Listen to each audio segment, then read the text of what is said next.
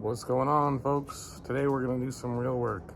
I'm going to show you how to actually get those angles on that ZJ here. It's a 97 ZJ, like I've said.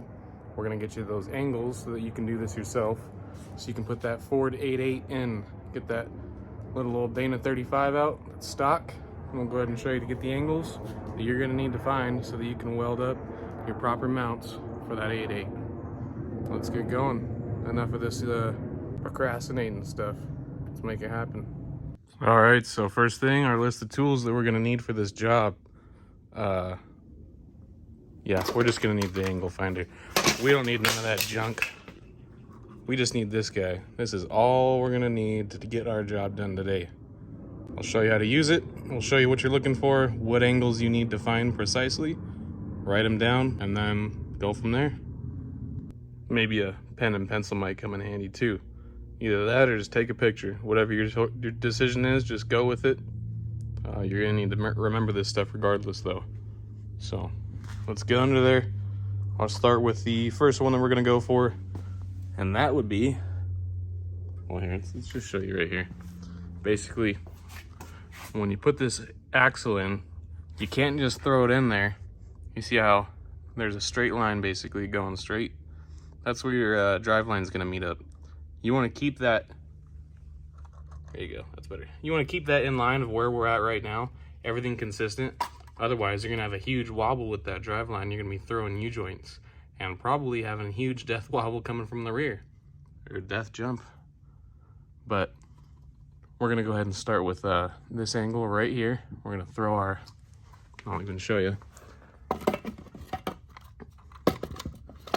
It's got a magnet, so that's what we're gonna be doing to start off, under there. All right, let's get under there.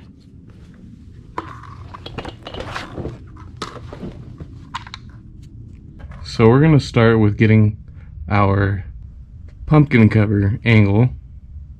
So you're gonna wanna just basically, as I showed you before on the 88 that's sitting out there, you're just gonna wanna get this right on there. It's best to have a magnetized one. It just makes things a little bit easier on your end. That way you don't have to be sitting here holding it. You can just throw her up there.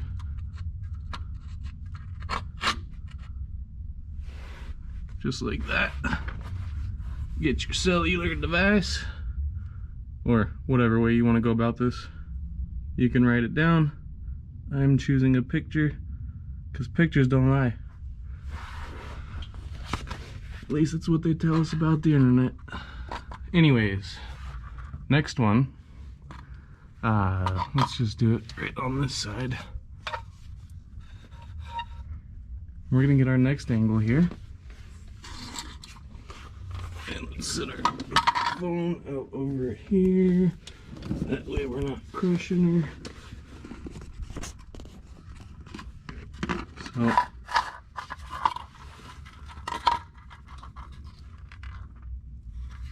there's always a 0. Even if you flip it upside down like yay, there's always a 0 up top. I'm hoping that light is not too blinding. But anyways, we're gonna get our shock mount angle. This is very crucial. Don't want to be blowing shocks out just because you mounted it in wrong.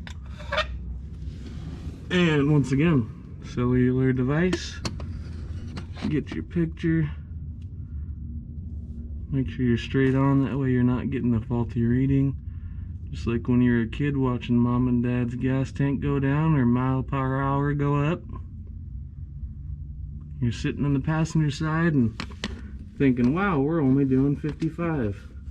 Well, hell, you're actually doing 60. So that's what we're avoiding. We don't want to think we're at a 55-degree angle when we're really at 60. So get straight on with it, kind of like so. And make sure your light isn't blocking. I can't even read what that is from here. The phone can see it, but I can't. I don't know, it looks like somewhere around 11 or 12. Somewhere around there. So I got a good picture of that. But what's good, even though you got your first picture, it's always good. It's always good to get a backup so you know which angle this was. So we're going to go ahead and make sure that I orient this correct to see that I can see the front tires are going in the front. So we're obviously at the rear left here. That way I know if you want to see going back. Oh, it won't show me back yet. So anyways, the previous picture will show the exact same thing, but this one just shows it zoomed out so that I know which location we're at. So anyways, I'll show you the next one we're going to.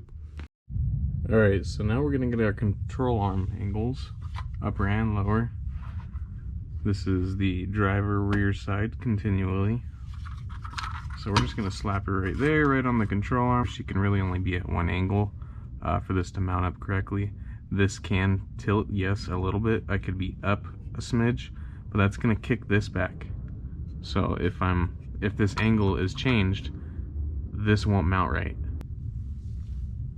And then we're going to go ahead and try, since you got the spring perch and you've got the control arm mount right here, I kind of want to get the mount on this anyways, just to be extra safe. It's just kind of hard. There's no room. There's a slight lip that I can sit this on, and that's what we're going to shoot for. And just keep her flat. So we're going to want to get one zoomed in and focused, of course. Let's see, go straight and back her all the way out so you know which one you're going for. Try to get my fat hand out of there, but I can't. That's all right though. So anyways, we got that at around negative, I think it looks about -5-ish. So I've got this mount, or I've got this arm angle, this mount angle, this perch angle. I'll find that out later because I can figure that out later on, just using my brain. I'll see if I can explain it though. That's my hard part. I can figure things out. Explaining it and getting the words out though, that's another story. So let's get you up here.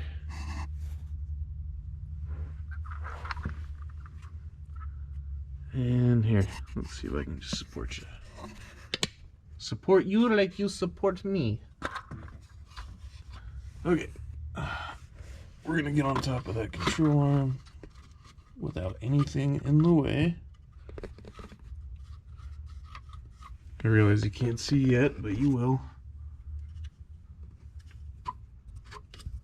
We just want to get on that control arm.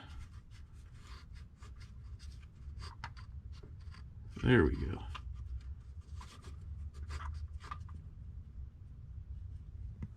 Okay, yeah. So now we're on the upper control arm. Sorry, there's the GoPro clicking in. Grab your phone. Say hello, pup.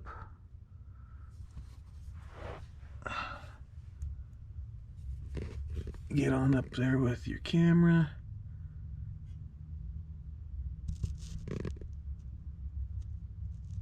Get your close up. And get your back up. And I don't know why I haven't been putting a flash on. Give me one sec.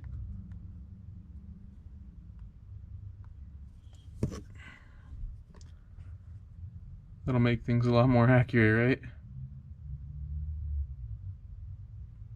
Yeah. Flash. And we'll even go one flash like that. So now we've got that angle, which is our upper control arm. We've got our lower control arm angle, our lower control arm bracket angle. Next, we're gonna go ahead and get the same angles on the other side. They should be pretty much identical, but you always want to make sure, because this could be, you don't know that you don't want to trust that you're already sitting at level, like proper level. You don't want to assume that. You could be on a hill right now. I could be on a hill right now, any of us. So you want to get all those angles just to account for, because this Jeep isn't going anywhere. So nothing's changing with the Jeep angles. It's just that we're taking this axle out, putting it in a new one. And like I said, this pinion can go up or down when I put it in here. It can go wherever I want to put it. but where I want to put it is the correct area, the correct angle. So that's why we're under here today. So that now that we've got all our geometry and everything like that, all our math, all our angles, we're gonna go ahead and get this rear end out. And I'm just gonna give you a quick overview so that I can do a time lapse. Let's see here. There we go. So we're just gonna get these control arm mounts out, lower, upper, and I'm only gonna show one side, like I've said multiple times, because it's easier to show one side. Then we're gonna have to get this shock mount out. Sorry, that's kind of bright. Then I've already got all the brake lines taken care of. Everything like that's all undone. We're gonna get the what's it? Torsion bar. It's not a sway bar. I forget the name at the moment, but for lack of a better name, the anti-roll bar back here. We're gonna get that taken out, drop everything out, and then these springs are just gonna fall right out, and we'll roll this axle out of here, and I'll post her up online, get her sold, get her out of here. That way I have some more room in the shop, obviously. All right, and since we've done a few things here, we can now mark that off. We can mark that off. And time to get cracking on that guy. All right, we got her down, and as always, shake the hell out of her. Reason why we're shaking it now is because if it's gonna fall, I want it to fall right now, not later on when I'm working on it. So now I'm committed, we're good.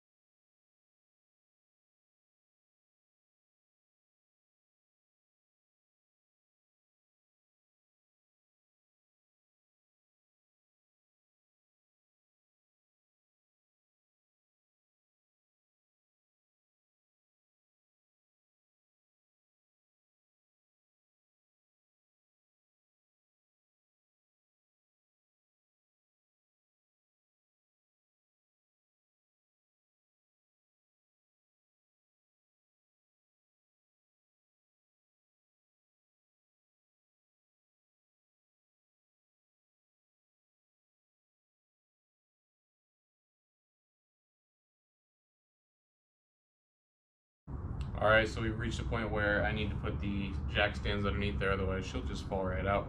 I've got the lower control arms and the shocks out.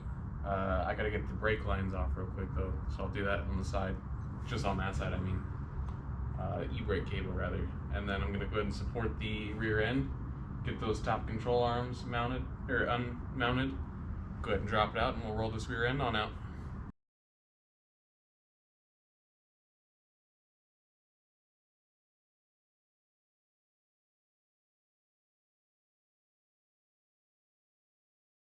Alright, so everything's out, everything's ready to go. We're gonna get this pulled out of here. I'll just show you it real quick just because show you the pulling on out. It's an exciting moment. We're gonna give birth to a Dana 35.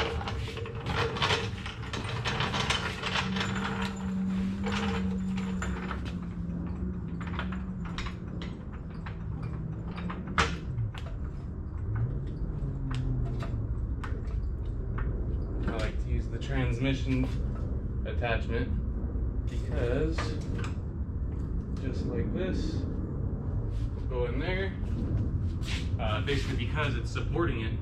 And now we can get jack stands out of the way. If I had used a regular jack, this would be tipping all over the place. But it's got supports and it's wider. So let's make sure I got enough room here. Drop her down a little bit.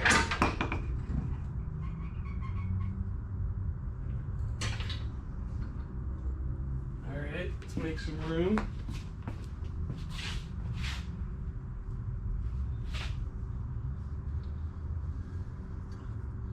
Come on, girl. Push. Push.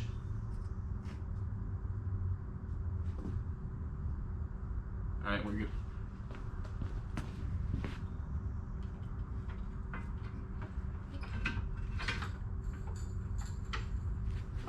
we're not good, we're hooked.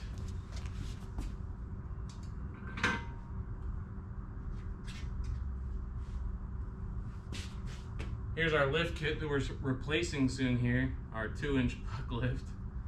Lousy. We'll be putting in the 7 inches, I've said soon. For now, she'll go there.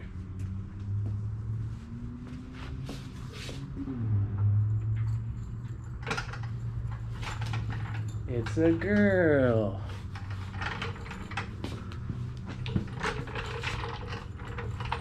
Ta-da! Alright, she's out of there. We're gonna get everything cleaned up for the night. That way we can get starting tomorrow on the 8/8. Alrighty, she is out like I said. She's found her new temporary home. We're gonna go ahead and get these springs off of here. They have hold downs on them, so we're gonna get the springs off. I'll get the torsion bar off. I'm still deciding whether or not I want to use it. I probably will for now until we do the lift. Just keep her to where she's not too tucking and flexing. She's already pretty gnarly in there. So tomorrow we're gonna get cutting these perches off, everything down, stripped down nice and clean, make it look pretty. If I feel like it, I'll scuff her down and I'll paint her like I did the Ranger, but I got a feeling that I'm not gonna feel like it. So anyways, all right, that's it for us today at the shop. We're gonna wrap it up and get on out of here. It's as you can see, it's getting dark out, so it's getting late and I'm getting tired. So we're gonna get out of here and hopefully tomorrow get started on putting the 8/8 in, but I got a feeling it's probably gonna be the next day. So hang around and see what we get to. Hopefully you learn a few things and I've helped you out along the way. Any likes, subscribes, all comments, anything like that, all helps. Thanks for sticking around.